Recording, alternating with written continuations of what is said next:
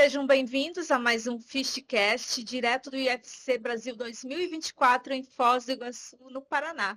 E agora eu converso com o Thiago Carvalho, ele que é economista e pesquisador do CPEA, e a gente vai falar sobre preço, sobre o que o produtor mais gosta, o assunto, né? Um dos assuntos que é preço de tilápia, então a gente vai entender formação de preço, tudo isso. Seja bem-vindo, Thiago. Obrigado, Samara. Uma satisfação estar aqui com vocês.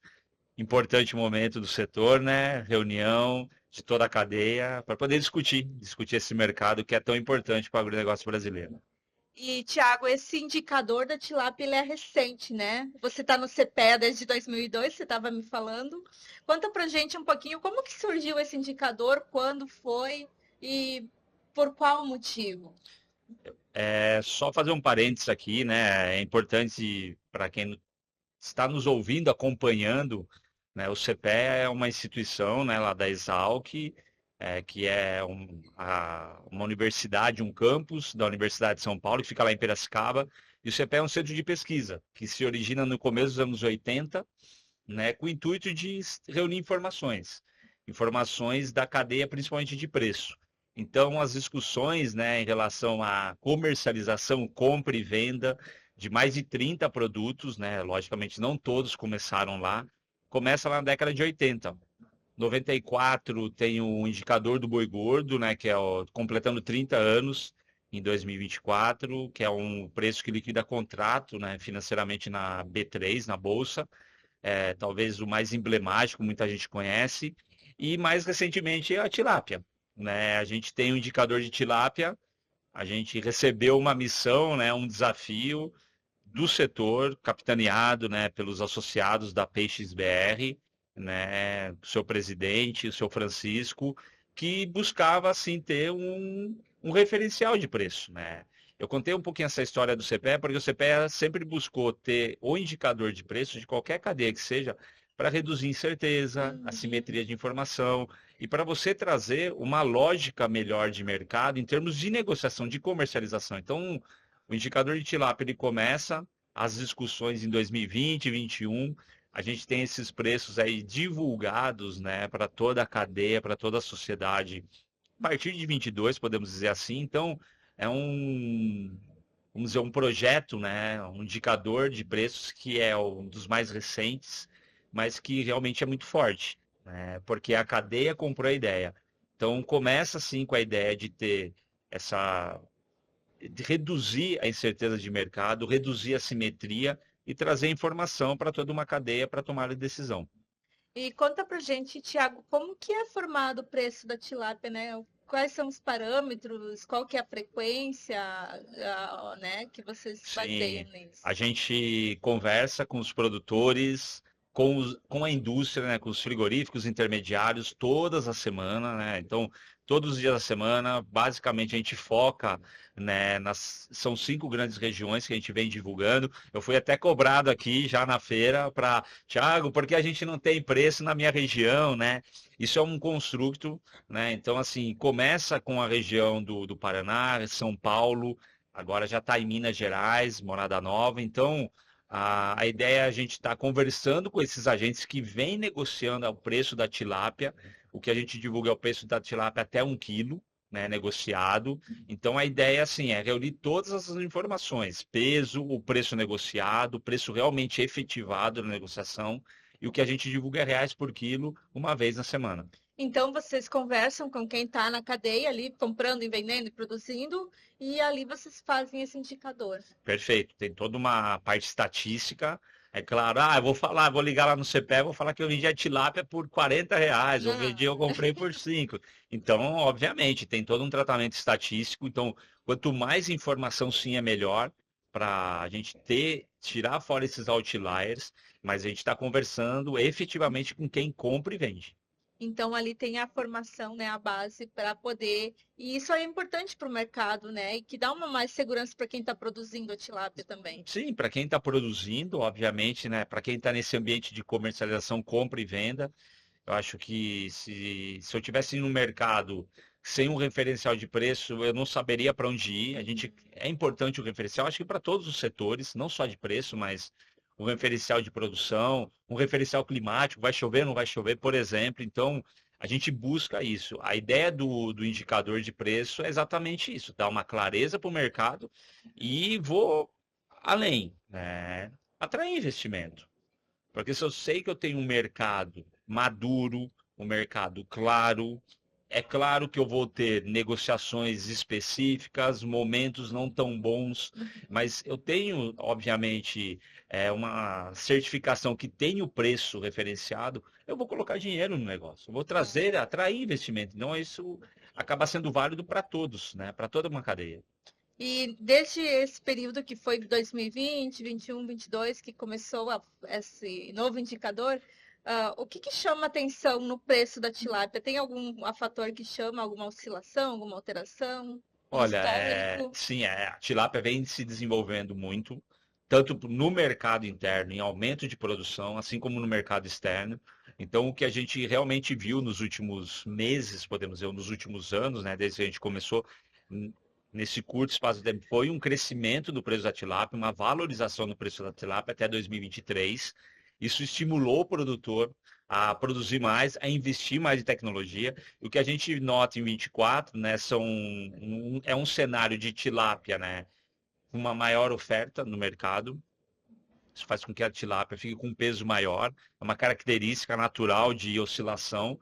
Então a gente vê realmente o mercado mais ofertado hoje, dado todo o investimento que foi feito. Mas sim, é um mercado que cresceu bastante, se desenvolveu bastante, e o que chama atenção, sim, é a volatilidade que ocorre em qualquer mercado, seja de frango, suíno, boi, leite, e o mercado ele vai buscando esse ajuste ao longo dos meses do ano para identificar o melhor momento de negociação, identificar todo o impacto que uma exportação ou uma seca pode trazer. Então, realmente, o que chama atenção é que o mercado desenvolveu bastante e assimilou essa questão do indicador de preço. Bacana. E em comparação, vocês analisam várias proteínas no CPEA. Em comparação com as outras proteínas, tem algum fator que chama atenção na tilápia? Olha, a gente poderia aqui passar a tarde toda discutindo, comparando. Eu acho que o que a tilápia carrega, né, do meu ponto de vista, né, foi até muito discutido hoje nas plenárias. A tilápia ela carrega, vamos dizer, as características de poder ser, por exemplo, um frango da década de 90, que era uma cadeia que cresceu em termos de produtividade e eficiência, né, de uma maneira com cooperativas, de um sistema de produção verticalizado. A tilápia ela vem, ela carrega isso.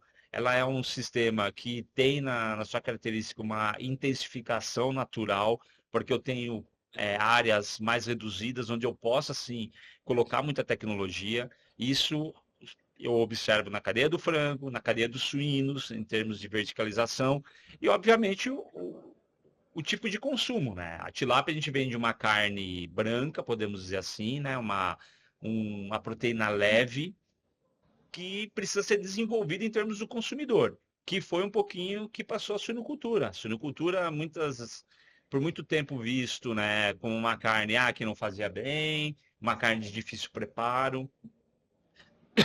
Perdão. Muitas vezes o pescado, no geral, carrega um pouco isso, a dificuldade de se fazer realmente o que eu vou produzir, como eu vou produzir. Então, a tilápia ela tem também alguns traços do desenvolvimento que a suinocultura teve, principalmente de 2002, 2004 para cá. O marketing, o desenvolvimento de mercado é uma característica que vai ter que estar presente nesse mercado da tilápia, do pescado no geral, né? Então, quando a gente analisa, se a gente comparar o frango, a questão da intensificação, a questão da verticalização, a questão de espaços menores, assim, e principalmente a conversão alimentar, a tilápia carrega isso, a suinocultura, a necessidade de um marketing, a necessidade de novos produtos, né? Uma cara mais clara em termos de conversa com o consumidor. Então, eu penso muito nessa questão. E, por fim, pensando na proteína bovina, né, carne vermelha, é o grande produtor, é o Brasil, em termos de rebanho. A tilápia, posso estar indo muito além, mas penso eu que a tilápia vai ter um papel muito importante no mundo todo, quando eu falo a tilápia brasileira, em termos de crescimento, em termos de amadurecimento e ser um dos maiores produtores. Então, a gente poderia comparar várias questões, várias variáveis, mas eu destaco mais essas. Então você vê o potencial do Brasil como um grande produtor de tilápia mesmo. Não, muito, muito. O potencial brasileiro, seja por questões comparativas, né? A gente sempre fala, qual que é a nossa vantagem comparativa perante o mundo todo? Clima, Uhum. disponibilidade de água doce, né? Então, as características naturais do Brasil já levam isso, e aí eu tenho a vantagem competitiva, que é o uso de tecnologia, o desenvolvimento desde o fator humano, desde o fator produtivo, desde o fator comercial. Então, é isso que a gente precisa trabalhar. Por isso que a gente tem muito potencial. A gente tem sim disponibilidade de recursos naturais e a gente precisa só melhorar a nossa questão de produtividade e uso de tecnologia. O melhoramento da cadeia, né? Como passou, como você comentou, passou o frango, passou o suíno, a cadeia da tilápia ainda ela precisa desse amadurecimento mesmo. Que é natural, Uhum. que é um amadurecimento, de novo, as três carnes, né? Bovino no primeiro momento, suínos, daí o frango passa na década de 90, as duas cadeias. Veio, todas elas passaram por um amadurecimento. Se eu pegar hoje a carne bovina que a gente consome hoje em relação à que a gente consumia na década de 80, é totalmente outra. O brasileiro aprendeu a comer carne bovina com marca, com qualidade, padrão. Então a tilápia, ela carrega isso na cadeia dela. Ela vai passar por esse amadurecimento, ela vai passar por um processo de eficiência Uhum. produtiva, assim como uma eficiência mercadológica. E isso, com certeza, o caminho da tilápia é gigante, um potencial muito grande. E até chegar a cair no gol. Já caiu, né, a tilápia. Não, há quem não goste da tilápia. Eu acho que o que a tilápia carrega, se a gente comparar com o pescado em geral, evidentemente que ninguém fique bravo comigo, mas eu tenho uma característica de alguns pescados com gosto mais forte, eu tenho que saber preparar bem, e a tilápia vem com essa facilidade de preparo, com um sabor mais leve. E que ele cai no gosto do brasileiro, sim. O brasileiro ele gosta daquela carne saudável, ele gosta daquela carne leve, de fácil preparo. Então, a tilápia ela carrega isso. E outros peixes, né, outros seja nativos de cultivo, tem que carregar sim essas E características. de indicadora hoje em relação ao pescado é apenas tilápia? Tilápia, a gente tem sim, a gente vem mapeando o mercado de tambaqui, panga, que são outros mercados que crescem bastante. O próprio mercado de camarão, aí a gente está falando de outros segmentos também, mas realmente são setores que a gente tem sim no nosso radar e que vem crescendo, tem sua importância, mas é claro, né, a tilápia com 65% da produção, em, mais ou menos, acaba sendo o nosso carro-chefe. Bacana. E falando de consumo, né, também as pessoas aprenderem a preparar, né? A tilápia, a gente vê aí principalmente a comida japonesa, né, que é muito ainda a base de salmão.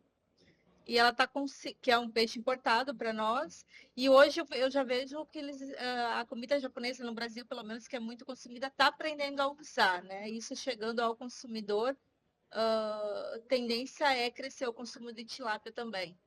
É um segmento interessantíssimo quando a gente pensa, por exemplo, vamos falar da comida japonesa, muitas vezes não consumidos por não conhecimento e por falta de produto padronizado. Então, a tilápia, ela mais uma vez, ela vai conseguir suprir esse movimento, vai conseguir suprir esse espaço no mercado. Ela vai trazer a versatilidade no preparo, seja ela no forno, seja ela frita, seja ela em forma de ceviche, seja ela em forma de uma comida japonesa e com os seus vários acompanhamentos, sim. Então a tilápia ela consegue ter essas características de estar presente em várias situações, em vários tipos de pratos totalmente diferentes, de culturas diferentes.